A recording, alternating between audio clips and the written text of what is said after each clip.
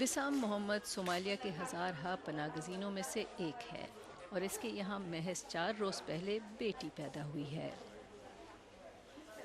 Somalia میں جنگ اور بھوک سے بھاگ کر پڑوسی ملک کینیا آنے والے وسام کے سبھی گھر والے وہاں کے حالات سے تنگ آ کر ہجرت کر چکے ہیں اور اب وہاں اس کے گھر والوں میں سے کوئی باقی نہیں بچا۔ دوسری جانب پناہ گزینوں سے متعلق اقوام متحدہ کے ادارے نے کینیا پر زور دیا ہے کہ وہ صومالیہ میں قحط سے متاثرہ افراد کے لیے ایک اور کیمپ قائم کرے۔ ادارے کے سربراہ انطونیو گوتیرس کہتے ہیں کہ دنیا کو صومالیہ کے ان فاقہ کش لوگوں کی بھرپور مدد کرنی چاہیے۔ I believe that us all, but the international community needs to massively support this population to overcome the plight they are suffering.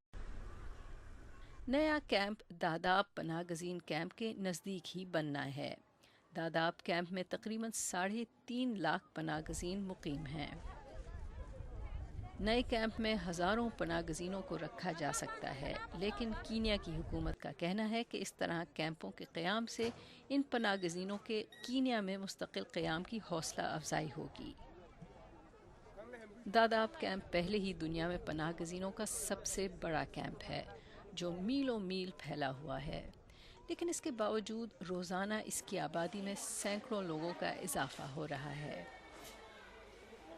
فی الوقت اقوام متحدہ کی ترجیح ہے کہ کسی طرح کینیا کو مشرقی افریقہ کے بھوک میں مبتلا لوگوں کی مدد کے لیے رضامند کیا جائے، لیکن اس میں جتنی دیر ہوتی جائے گی اتنی ہی داداب جیسے پناہ گزین کیمپوں کی آبادی بڑھتی جائے گی۔